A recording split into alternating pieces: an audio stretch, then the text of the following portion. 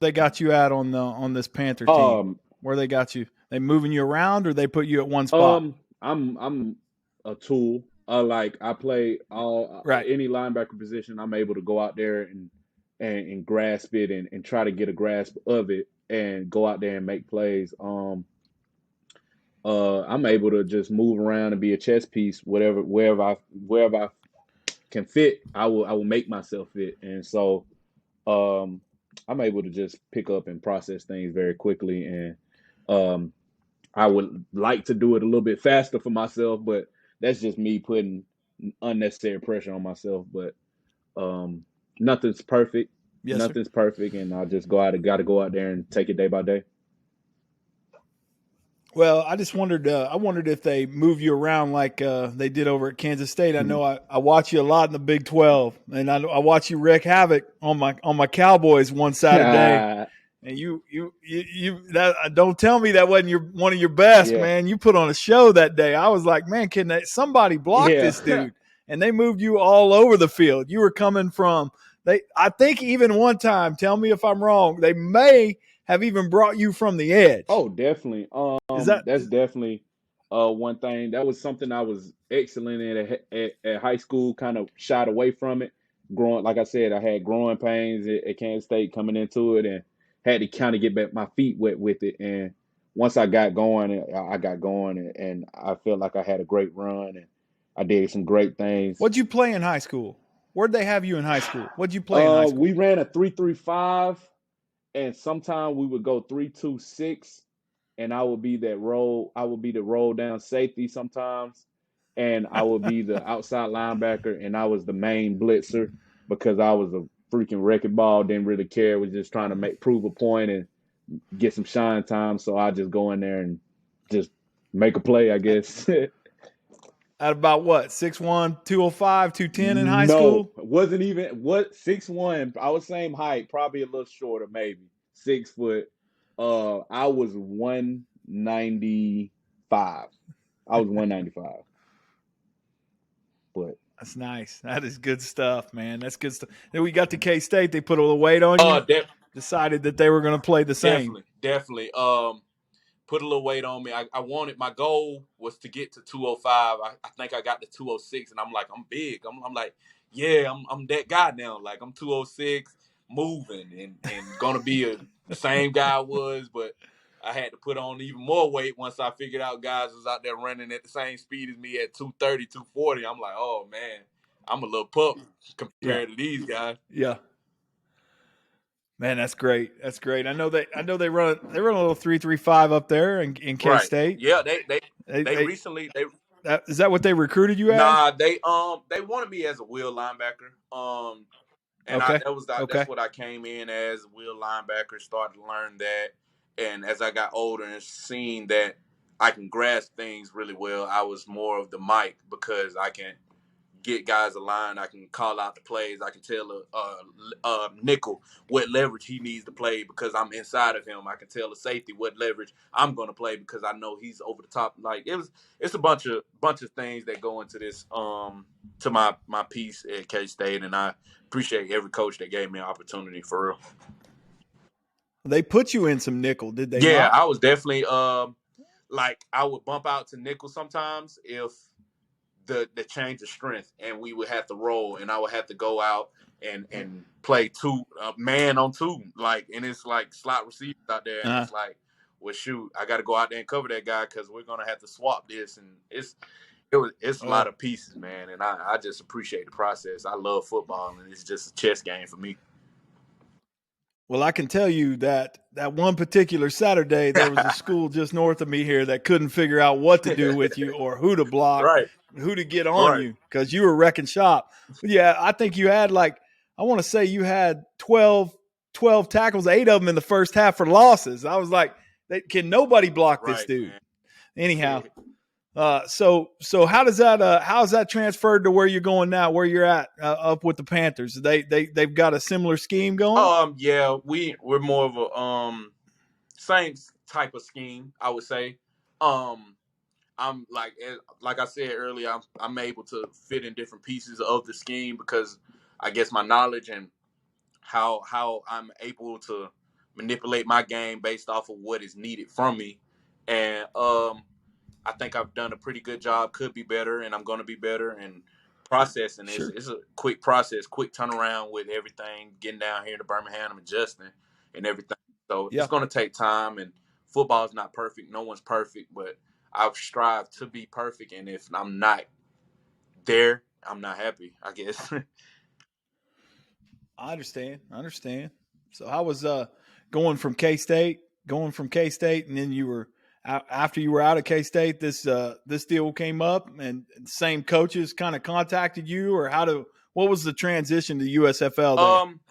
They With me, go ahead. I went in the draft process, talked to a couple teams before the draft, and never got a call or a camp invite, and kind of got down on myself at times. But I kept working. I kept putting my head down and kept my faith in God. And I knew if I just kept putting in my work, keep believing in myself, and I knew opportunity was going to come wrapping back around to me. And I had a couple opportunities to go overseas. I had a couple opportunities to go to arena teams, smaller leagues like the Texas Spring League hit me up and everything. And it was put my name in the draft pool, talked to my guard that was at K-State with me, Abdul Beecham, who's on the Pittsburgh team here at the USFL. He sent me the link, put my name in the draft pool, and I was one of the linebackers taken, thankfully. And I thank God for the opportunity, and I thank the coaches that allowed me to even be in this place. I read you were mass communications and journalism. Is that what you Yes, ended up sir. majoring in up Yes, there? sir. Nice. Yes, sir. But that translates a little Yes, bit, sir, huh? man. I'm a great communicator.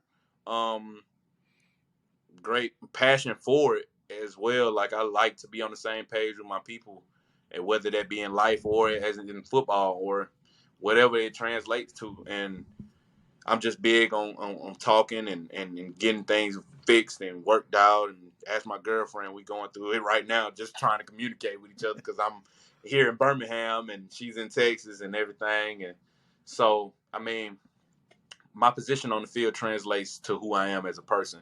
And I think vice versa, it rolls back around. And who you are in life can tell who you are and things you're passionate about. And I think football is one of these things that I'm passionate about for sure. And translates over. Sure. That's awesome. That is good stuff. Appreciate it.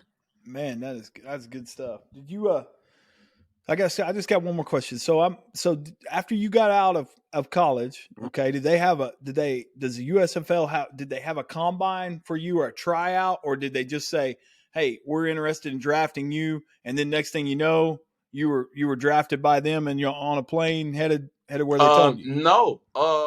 I sent over my film in the draft pool with my name and everything, and Okay. got a call like a week or a couple days before the draft, and of course they were getting their coaches together at the USFL like back in early February, late January. They're getting hiring coaches and hiring staff and everything, and I guess they liked my film. Coach called me a week before and told me, "Hey man, we like your film. We got this draft coming up, and if you're not taking, you're like high on our board, and if you're not taking on the first day, you're definitely gonna be taking on this supplementary draft, and there's something wrong if you don't get taken." And after that, I was very confident, and I got taken on the first day, and I seen it pop up on my phone, and I was super excited. Got the phone call a couple seconds after, and it went from there. Nice. What was Snyder like? What was it like playing for Snyder? Man, it I was know that's got to be experience. it was bittersweet. Coach Snyder, he's a great coach, great disciplinary guy, big on leadership, big on being a man. And I think that is his biggest thing, is trying to turn boys who come from high school to men. And then he works on the football stuff. The football stuff will come. He's going to teach you that. But being a man, he wants that first. And once you learn how to be a man for yourself and for that program, and we preach family and we preach love and all this kind of stuff in that program, and it truly is that, because without you being able to grow as a person, you're not going to fit this program, because you're not going to be for everybody. You're for self. And so Coach Snyder and his staff taught us how to be men first and foremost, and we got the football stuff after. And with why I say bittersweet is because with that growing of a man takes a lot of hard work. And when I tell you a lot of hard work, I know for a fact we were the most conditioned team in the country, and there's no doubt about that. So how do you get from Georgia to Manhattan, Kansas? How did that tell us about how that transpired a little Right. bit? I gotta hear the story of how you ended up there. I had a few offers coming out of high school, like Syracuse, UCF, TCU, North Carolina, just a bunch of the mid-tier caliber programs and everything. And I wanted to go to the LSU's, the Auburns, the Alabamas, the Georgias, and that's what my goal was. But I got the K-States, which is not a problem. It was just I was shooting for higher, but as I had to come to realization with myself, it's going to be these schools that are pushing for you and that really care about you and really want you to be there and be a part of their program.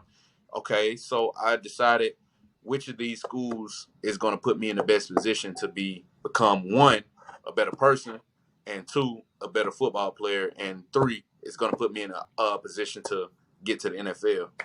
And of those schools, Kansas State had just came off of a season with Colin Klein, and it was like, well, they're known for putting guys in the NFL because Coach Snyder is such a great coach and he's legendary. He's going to do great things for his players, and I think that is what pushed me to go to K-State because it was the best football program as far as the community, the brand, and what it stood for. So That's pretty awesome. That's pretty good jaunt from yeah, Georgia it though. is, and Pretty. I think that played a part as well. Like people say, well, you don't want to stay close to home.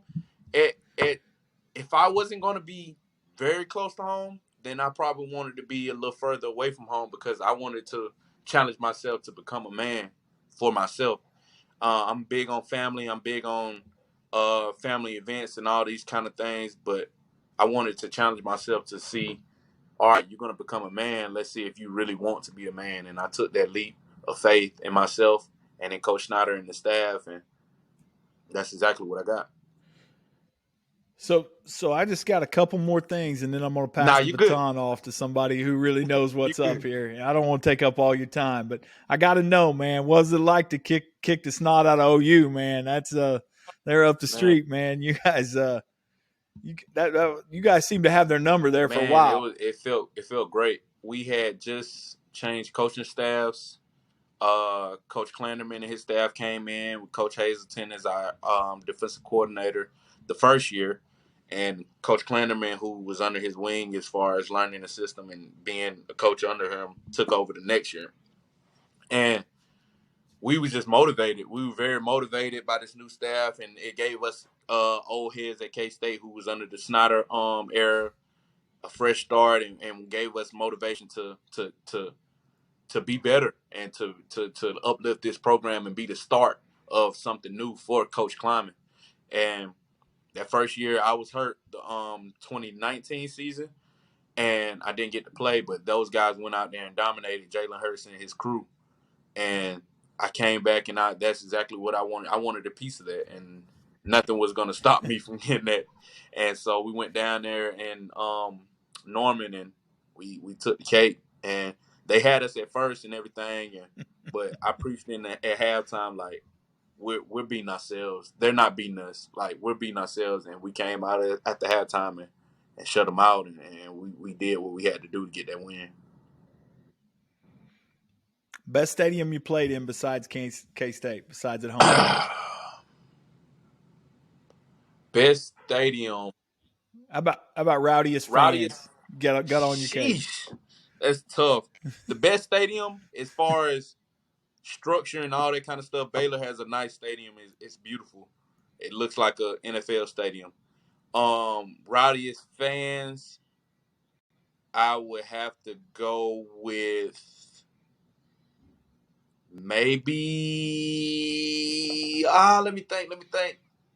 Oh, definitely Oklahoma State. It's definitely Oklahoma State. I would say that. That's For what I'm sure, talking for about. sure. I mean that the paddle thing throws us off. You got to prepare for it before. Oh my gosh! I knew Yeah, these guys were looking yeah. for I that. know, I I know. had to come in I hard thought with about that. it. I thought about it. I didn't. I thought we were going to land there. I knew where we were headed. I That's good thought about stuff, it. man. I That's thought good about it, stuff. but yeah, it's either it's Oklahoma State, and then you got like Iowa State. It kind of gets rowdy up there as well. But Oklahoma State takes the cake with the paddle thing. we talk about it a lot. A lot of it depends on the time Mm-hmm. of day. If you get a night game in Ames, Iowa, ain't nobody wants a part of that. Right. Nobody. Exactly. Well, snake pit. Nobody. Snake pit. We've cleaned some books Yeah, out on that for on sure. this show. They have nothing to do up there but go to football games. That's right. That's exactly right. But a lot of people spending a lot of time doing a lot of partaking in the beverages, and then that night, man, it's on. I think I'm pretty sure Eric has paved his driveway in Ames, Iowa, home. Anyhow, Yeah, that's definitely it.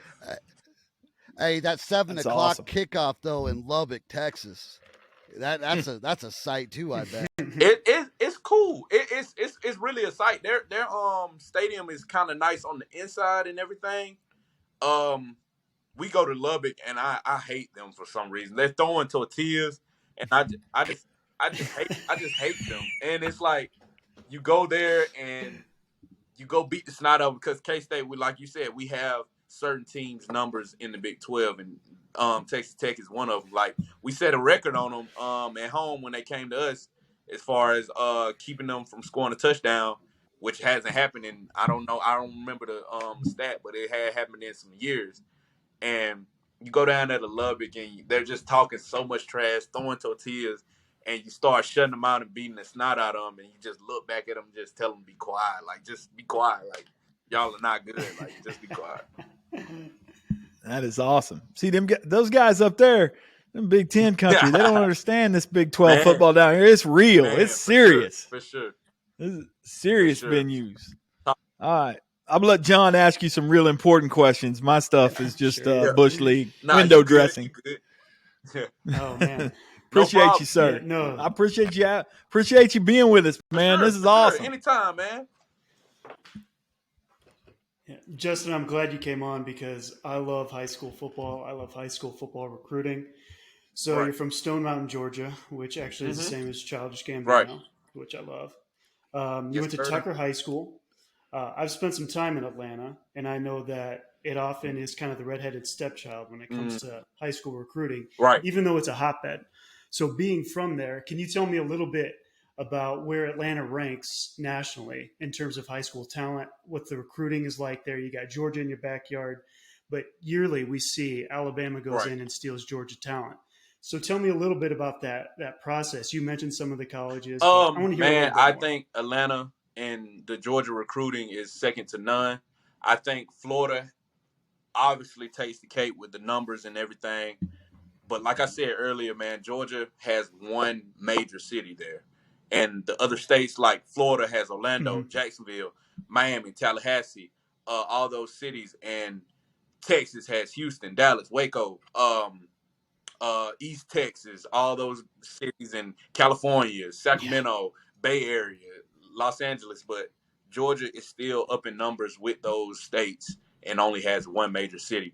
And it's very underappreciated and not talked about enough, in my opinion. And it's like we're still putting out those same numbers, and our major city doesn't even compare in numbers to other major cities who have more major cities in their states. And it's like, man, Georgia, the culture there in Atlanta and the rest of Georgia is unmatched. And if we had more major cities like Atlanta to duplicate that and to help our numbers out, there wouldn't be a question what is the best state in high school football.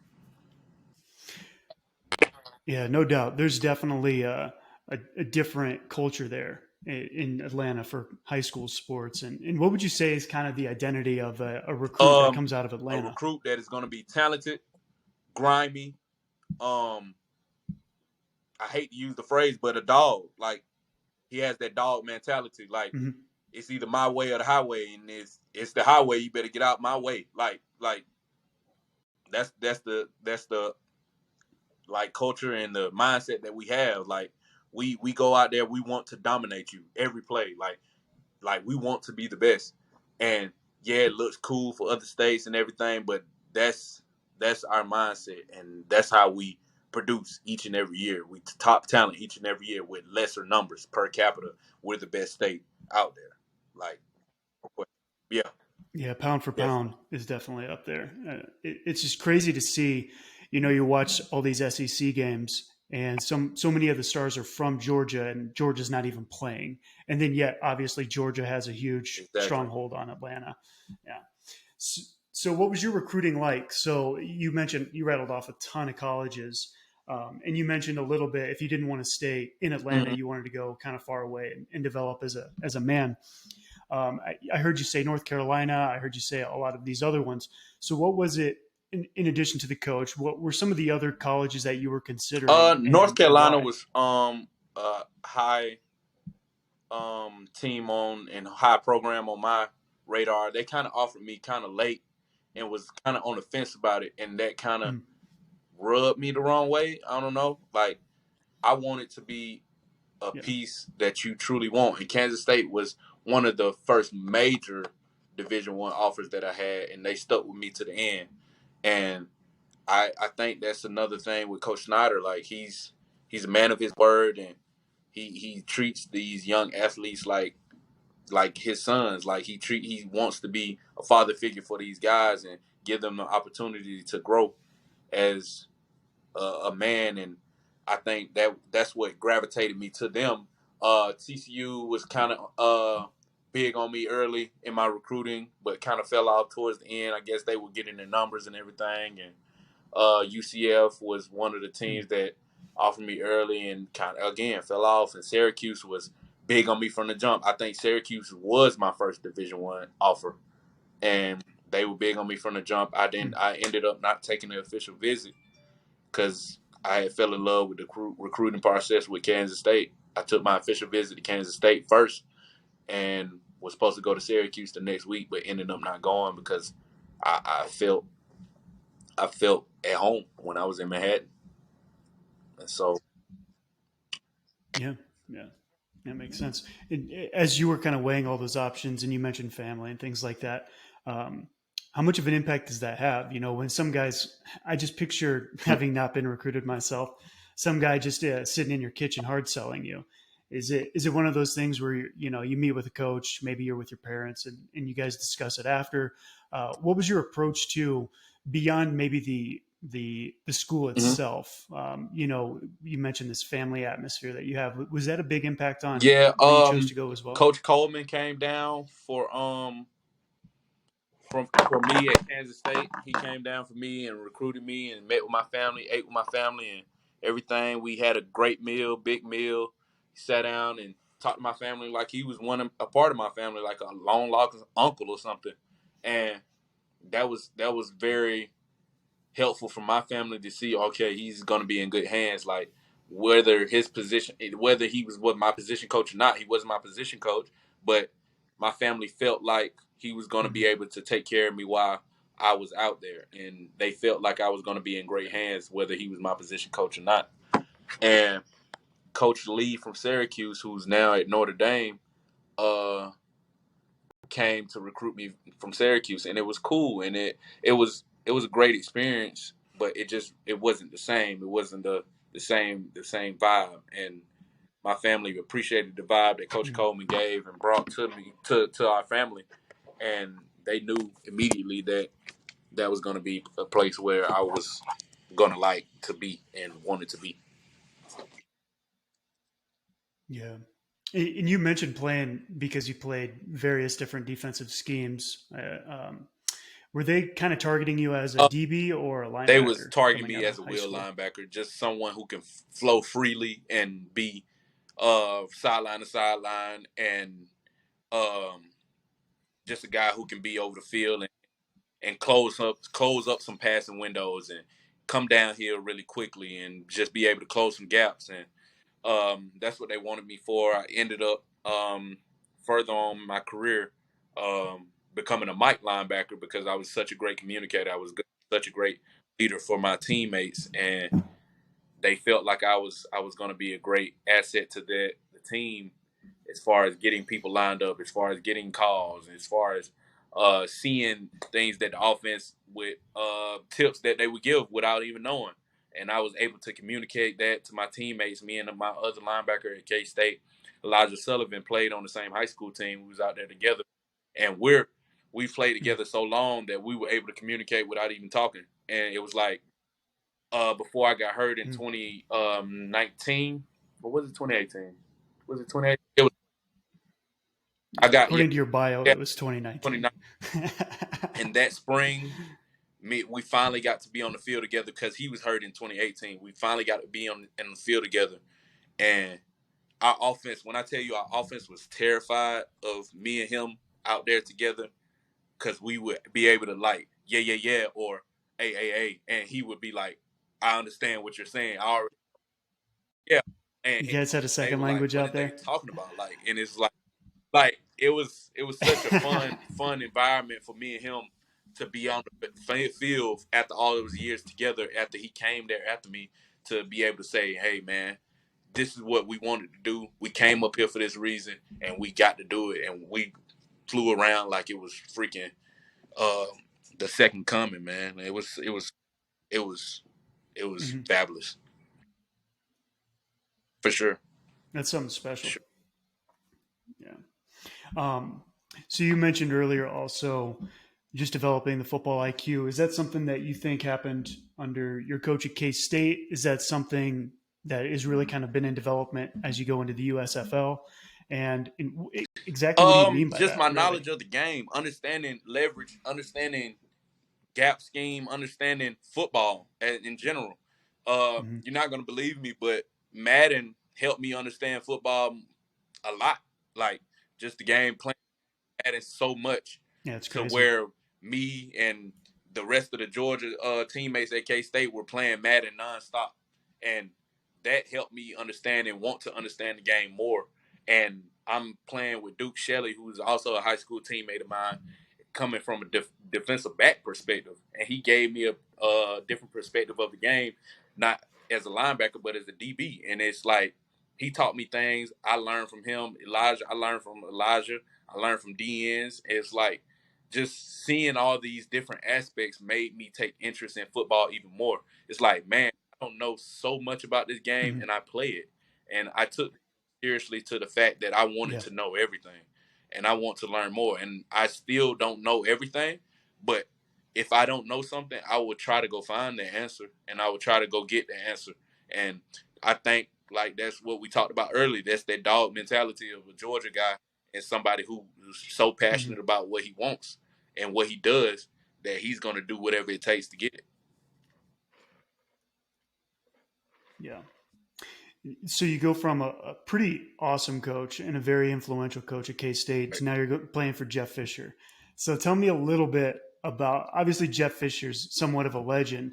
So one, how did you get so lucky? And two, what qualities do those guys have that your average coaches don't have? And what's so special about I those would guys? say what they have that other coaches don't is, like I said, that legacy and that eye opener when they come into the room. Like when Coach Snyder comes into the room, you're almost petrified. Like you're button up. Let me get right before he sends me off somewhere to run. Or Jeff Fisher, like this is a legend. Let me get right so he can give me an opportunity to be better. Or he's been there, done that. Coach Snyder's been there, done that, and you're just another piece in his life and on his program. And you better tighten up so you can learn from this guy and process your legacy on through his. And it's like, well, you want to learn from people like that and you want to grow.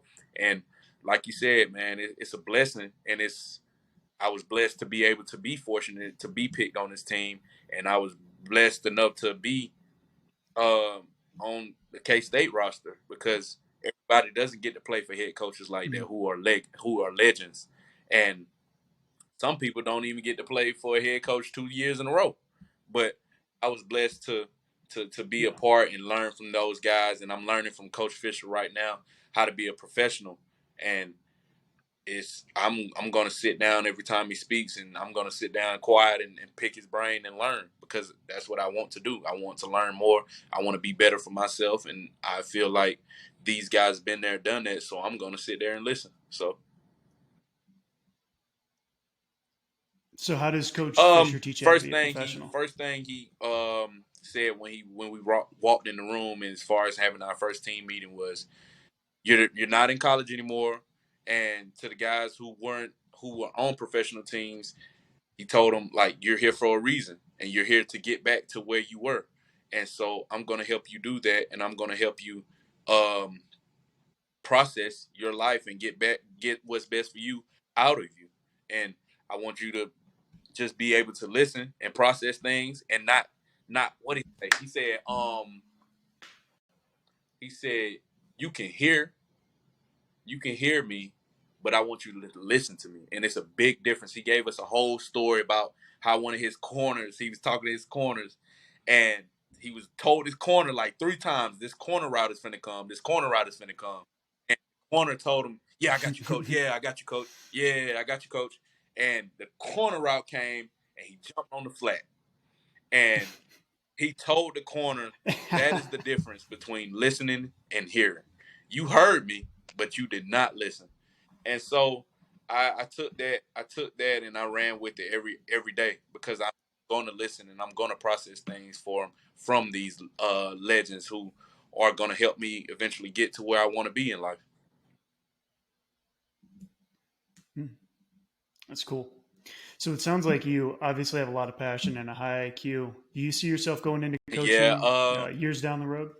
Once I'm done with football, as far as playing and everything, I have already thought about coaching and everything, because once I got hurt, the 2019 season I was hurt, I basically was a player coach, and they gave me the role to where my defensive coordinator went to the box, because he trusted me to coach the linebackers down on the field, and trusted me to tell these guys, all right, you missed this gap, or you didn't fall back, or the fullback went to the flat and he went up and you didn't take him, or whatever the case may be. And I learned a lot throughout that process, and I think that was God giving me an opportunity to learn more, and I used it as a vessel to become a better player.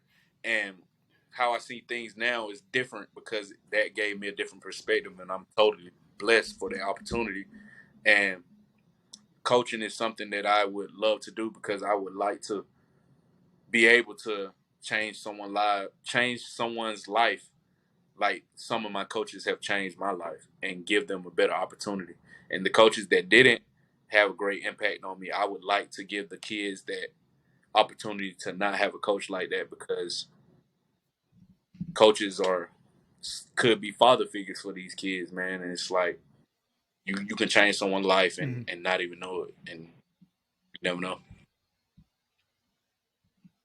Yeah, and it's kind of crazy, because as you're saying that, you go through, you got the medical hardship in 2019, and then you learn as a coach, basically, and then you have, you get that granted Right. 5th year, I think, in 2020, and all of a sudden you get a second chance with almost like a redshirt year, Right. where you've been learning after you've been playing, and it seems like you're taking that into the USFL. So yeah, I mean, you say it's a blessing. It Definitely, sounds like that it worked out really well. God's plan, man. I know the first day after I had tore my ACL, I did treatment on it the next day, and walked out of the stadium in the facility at K-State, and I just sat on the steps, and I just started bawling out crying, because, like I said, me and Elijah had plans on this for a long time, and I felt like I let him down. I felt like I didn't give him the opportunity that we needed together, and I just, it was a lot of things that played into it, and I'm like, man, this is my senior year, man. I was supposed to be the leader of this team. I was supposed to be a captain on this team, and I've let all my guys down. And a couple guys came back to back outside of the stadium and just gave me a big hug, man, and told me everything was going to be all right, and God has a plan for you. And that's truly what happened, man. And I'm truly grateful to each and every person that cared about me and sought out to me to talk to me and give me an opportunity to see that this is not the end of the road for me. Yeah, that's great. And now you've got an opportunity with USFL. It's got a lot of gas behind it. I think we all believe wholeheartedly that it's going to be successful. Eventually one of these secondary leagues is going to hit and blow up. And now with the backing of the NFL, it's a really cool opportunity that you guys have, and even us as people who are just fans Right. that can talk about it have. And so we're really excited for you guys. It sounds like there's just so many great stories of people Right. getting second chances that deserve them. And so we're rooting Man, for I you, man, and we appreciate hope that, we can man. stay in That means touch. a lot to me, for real, for real. Yeah. Yeah. So that kind of wraps up all the questions that I had.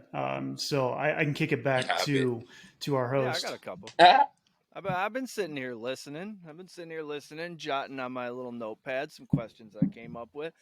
I want to talk about some former teammates. You brought up Elijah Sullivan. Here's where the wheels come off. Yeah. You brought up Elijah Sullivan. He's similar size to you, about 6 foot, 210, 215. Mm-hmm. He's playing linebacker. He's bouncing around the NFL playing linebacker. Right. A lot of safeties in the NFL are that size, and you guys are playing linebackers. Is that a mindset over, just how you're playing the game, your aggression level? Because you're talking about seeing the field, and you're a coach on the field. You obviously have a high football IQ. I think you'd be a great safety, but you're in the trenches just knocking people down. Yeah, man. Is that a mindset thing, or do you not want to play DB? I think it's a mindset thing and where I am in life thing. If I would have taken the opportunity to play safety at a younger age more seriously, I think I probably would have been a 5-star recruit. I would, just humbly saying, but I just know myself and I know the game, and it's like if I would have worked on my footwork, worked on my body, and structured my body to become a safety, I feel like I could have done that. But I played linebacker, and I just set out to be a great linebacker because that's what I was at the time, and I just took it and ran with it. And like you said, man, it's a mindset thing. I don't think there's nothing on this planet that I cannot do, and I don't think Elijah the same way with him. He's gonna have that mindset too. Like if not more than me, because he's a crazy man. Like you get on the field with him, he will hit you. Like he don't care 300, 400 pounds, he's gonna hit you, and that's his thing. Like if he's in the wrong place on the field, he's gonna hit somebody. You better be looking on. I don't know. I don't know if y'all seen the meme when we played Mississippi State, but he flipped the quarterback on in the air like 15 feet, seriously, and that's no exaggeration. Like him and AJ Parker flipped that quarterback, and it was won the game for us, a 4th down play. And like you said, man, it's a mindset thing. Like we were never the biggest or the strongest guys at whatever we were doing, but we did it together, and we had the mindset that we were going to go out and kick ass no matter where we were going. Hey, don't sell yourself short. I saw some of your tape against TCU. You were putting dudes a couple feet into the ground. Man. So I think you guys were a nice little tandem there. For sure. We were. So does he give you hope to get to the league? Is that what you want out of this? Is this your path to the NFL? I definitely, he gives me all the hope. He gives me all the encouragement. He gives me all the love. He gives me all the instructions to make myself better. Like he was fortunate enough to go to have ACL surgery a couple times before me, and that's why he sat out when I was playing my breakout year, and he helped me through my process. And I think that kind of like deteriorated my path a little bit, my injury, and he had more time to recover. And he's told me multiple times, I know you can be here because if I'm here, and I know guys who are playing with me on his NFL teams that he knows I'm better than. And so it's just people have different paths. You have different paths, and God is gonna set the tone right. I've played with guys who I know for a fact that I'm better than, and it's just not. It wasn't my time. I got to get myself better, and I got to get my mindset better. I got to get back to where I was and show people that's where I am, and that's what I'm going to do. So. Yeah, preparation meeting opportunity. That's all it is. Sure. And you're knocking preparation out of the park. Right. So it's just a matter of time for you, I'm pretty sure. For sure. So you stay in touch with these guys. You stay in touch with Elijah? Oh, definitely. We play the game almost every day when I wasn't here, as far as at the USFL, because I've been more focused on football. But when I was at home training and everything, and I was in Texas, I live in Texas now, but we play the game. Me, him, Duke, Zuber, all the guys. Like we kick it up every day. We got a group chat. We talk junk every day. We talk crap every day. Me and Duke just got into a big argument about who's the best on 2K. Like we keep in touch. Those are my brothers, man, and that bond can never be broken, no matter what happens. So awesome. One more former teammate from K-State, Byron Pringle. I see you, since I followed you on Twitter, I see you guys going back and forth a lot. Yeah. Could you guard him? Could you guard Byron Pringle on a slant route? Man, am I guarding him man to man or like in front of him? I got to be standing in front. Like he's coming into your zone. If I'm dropping in a zone, maybe, but because I'm not guarding him man to man, like outside and free field, like there's just no way. But if coaches schemed it up to where I can flip my hips and play inside out on them or outside in on them, I think I'm confident enough that I can be in good leverage and be in a good place to at least rally and make the tackle. But Byron's a beast, man. His speed is on another level. You wouldn't think that, seeing how strong and big he is, but he's definitely a 4-3 guy who can go out there and run with the Tyreek Hills, the Miko Hartmans, the all those guys, and he showed it on the Chiefs, and he's finally got his opportunity to get paid, and I'm proud of my brother, for real. Yeah, I swear they don't draft you unless you run a 4-3. Yeah, definitely. You are walking that line perfectly between confidence and arrogance. Like, I'm a good football player, but anytime I'm trying to get you to give an arrogant answer, you're not doing it. Yeah, nah. You're a good dude. You're a good kid. Yeah, I know my place, and I know what I'm good at, and I know what I need to improve on. And it's not that I'm bad at it. I just know I need to improve on it. Like, it's probably something that I'm not used to doing. I'm not used to guarding 6'2", 4'3" receiver. So I mean, shoot. But I know if I had time to work on it, I would get better at it. Not saying I would be the best, but I get better. All right, Coach, do you got anything else? We've got this guy here 40 minutes. We should probably let him go. He's got to get some sleep. I'm good. No, man, I don't have a whole lot else. I just we started with barbecue. I think it's only right we end with barbecue. I got to know, Arthur Bryant, Jack Stacks, what you got? What's the best barbecue restaurant around there in Manhattan that you've been to? I've been to some good ones up there. Smoking Joe's. Where have you been up there? That the best one that you've been to around there, around Manhattan? I can't leave that barbecue alone. You know it's good. Man, does it have to be in Manhattan or can it be in Kansas City? No. Hey, we'll take it coast to coast. If it's that good, if you're recommending it, I'm in the van. I'm headed there. I don't even drive a van. I'm getting a van. The Q place in Kansas City. I think it's Q39 or Q. Yeah. Okay. Q30. Yeah. Yep. I know what you're talking about. Q30. I know what you're talking about. I'm gonna look up the name. I can't remember exactly what it's called. Mm-hmm. I've been there one time. Yeah, and it was good for sure. And if their meat, they cook their meat fresh, and I think they had just got it out the smoker when I had went there the last time, and it was the most delicious tender brisket I've ever had. Q39. That's it. Midtown and South. Kansas City. Sure. Yep. It's good stuff, man. It's good stuff. Man, I appreciate you, dude. I appreciate you giving your time, man. This was awesome. You're an awesome dude, man. I look forward to following you. I don't know how somebody didn't grab a hold of you and make you a safety. My high school coach tried to, but I think it was my going into my senior year, and it was by that time it was kind of a little late.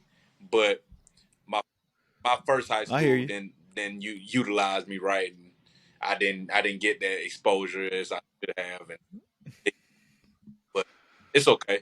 I'm still here. Yeah, I can see you as like a that's hybrid. awesome, man. Oh, I can see you as a hybrid Micah Hyde type player. that's kind of the position where I played in high school, like a roll down safety, and like I told you, we went 3-2-6, and I would say if it's like 3-by-1 to the field, I would roll high. And I got to play on my huddle highlight to where I roll high, drop the pick, but I rolled to the deep middle and I picked off. I would pick off a seam route, and it's. I was gonna say, how many picks? How many picks your senior year? I bet you lived on that. 3 picks my senior year, and I had more my junior year, so I had like 4. Man, that's what I texted these guys while you were talking. I said, this dude is a straight, should have been nickelback from the day one, man. This guy is lethal. Anyhow, man, it's great watching you. I'm not gonna lie to you. I don't miss you in the Big 12 because you wreck shop on my Cowboys. Wreck shop. I'm telling you right now, they ought to hang your poster up in there on a guy they never could block. They couldn't block him. You were all over the field that day. Yeah, Coach Dick, Anyhow, he's the offensive line coach there in Oklahoma State now. He came up to me in the game. He was like, man, you should have heard me over there yelling at them guys like practice. You should have heard me yelling at the TV. I was like, come on. Yeah, me too. Somebody get on 32. What the put a hat on him or something? Yeah. Man, they could not block you all day. I don't know what, man. That was bad. That was anyhow, I'm not going to miss those games. So it's good to see you doing well, man. Thanks for appreciate visiting you, with man. us. Appreciate y'all.